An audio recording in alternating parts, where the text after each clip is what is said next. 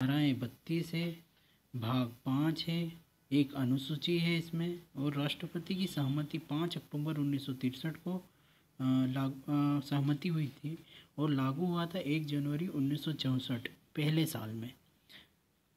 पहले साल की पहली तारीख को 1 जनवरी। अनुच्छेद 137 है, इसको अब याद करने के लिए, ठीक है। 63 से उठा लो, अधिनियम संख्या बन जाएगी, ठीक है।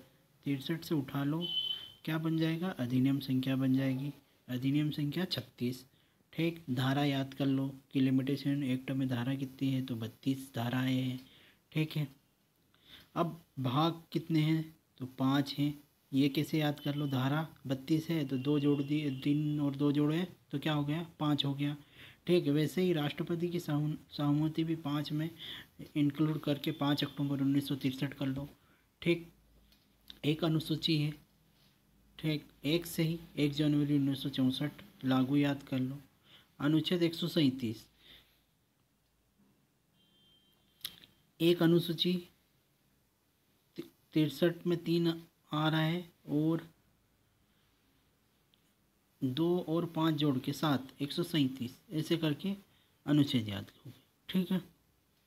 भाग कितने हैं, 5 हैं। भाग 1 क्या नाम है, प्रारंभिक। भाग 1 का नाम क्या है, प्रारंभिक है। कहाँ से कहाँ तक है, तो ये धारा 1 से 2 तक है।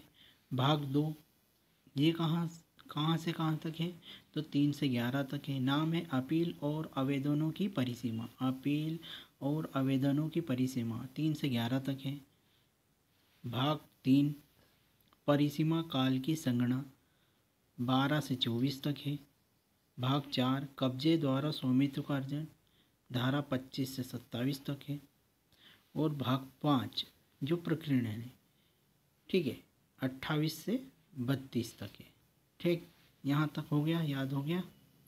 भाग 1 कौन कौन सी सेक्शन है भाग 1 में, तो 1 से 2 तक, ठीक है।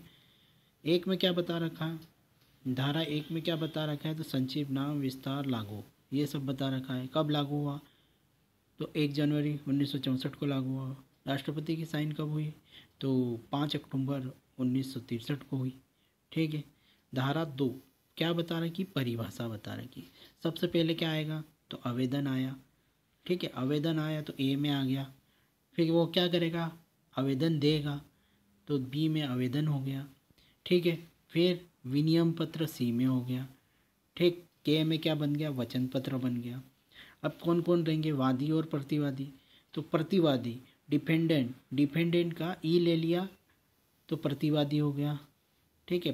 प्लेंटिन का आई ले लिया तो वादी हो गया, प्लेंटी, ठीक है। आई ले लिया तो वादी हो गया। एफ सुखाचार, एस से सद्भाव, जे से परिसीमा काल, एल से वाद, एम से अपकृत्य और एन से न्यासी, ठीक है। एन से एन न्यासी, ठीक है, एन से एन न्यासी।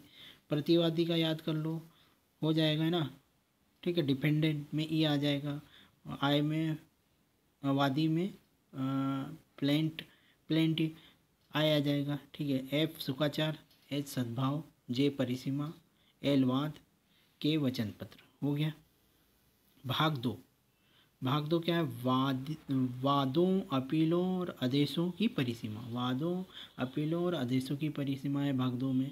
ये कहाँ से कहाँ तक है, तो 3 से 11 तक है। धारा 3 में क्या है, धारा 3 में परिसीमा का वर्जन, ठीक है। धारा 4 में विहित काल का अवसान जब न्यायालय बंद हो, ठीक है, धारा 4 में। धारा 5 में क्या है, विहित काल का विस्तारण। धारा 6 में क्या है, तो विधिक निर्योग्यता, ठीक है। वाद और अपील में हो सकती, पर वाद और आवेदन में हो सकती है, अपील में नहीं हो सकती, विधिक निर्योग्यता में भी, ठीक है। अपील नहीं हो सकती इसमें, पर ये वाद और आवेदन पर लागू होता है सेक्शन 2, अपील पर लागू नहीं होता है, ठीक। धारा 7 कई व्यक्तियों में से एक की नियोग्यता बता रखी। धारा 7 में कई व्यक्तियों में से एक की नियोग्यता बता रखी। धारा 8 में विशेष अपवाद, ठीक है, जो 7 और 8 में मतलब उसके विरुद्ध है, धारा 8, ठीक है। धारा 9 धारा 9 समय का निरंतर चलते रहना, ये सेक्शन 9 बोलती है। ठीक है, बताती है।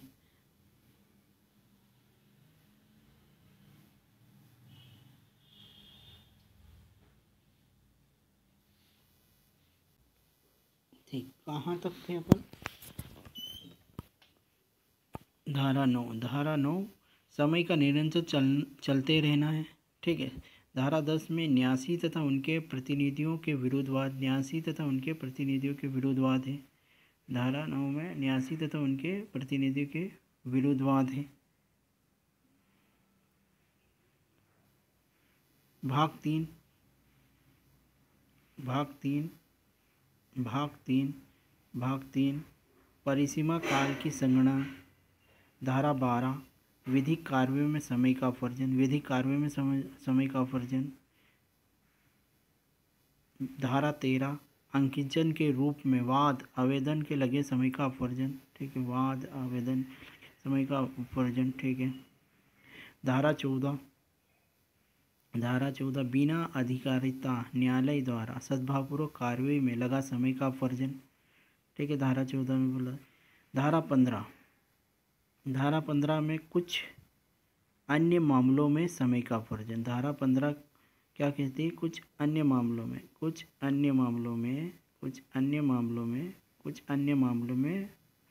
समय का अपवर्जन। ठीक, ये तक हो गया। धारा 16 वाद लाने का अधिकार होने पूर्व मृत्यु का प्रभाव क्या होगा, ये बता रखा। 17 में कपट और भूल का प्रभाव बता रखा है।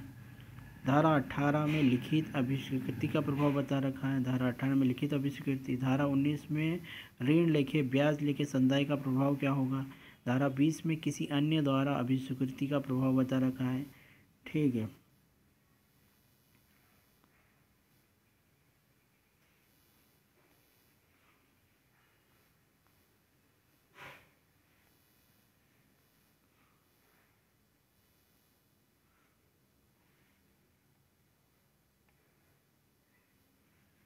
धारा 21 में न्यायवादी प्रतिवादी जोड़ना बता रखा है।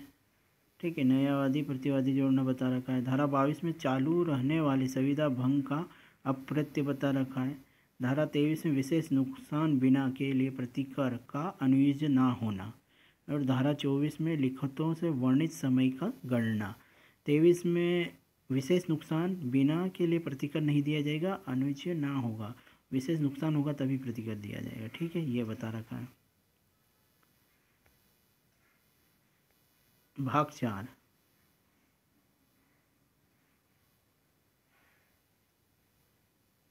4 कब्जे द्वारा स्वामित्व का अर्जन। धारा 25 में सुखाचार का चिरभोग द्वारा अर्जन। धारा 26 में अनुसेवी संपत्ति उत्तरभोगी का अपवर्जन। धारा 27 में संपत्ति के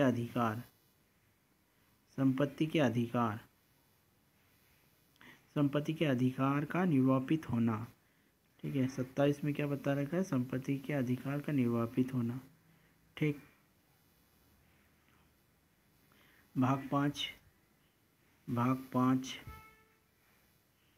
5 इसमें 28 और 32 तो निश्चित कर दी। ठीक है, 28 तो निश्चित कर दी, 29 व्यावृत्ति बता रखी। ठीक, ओके।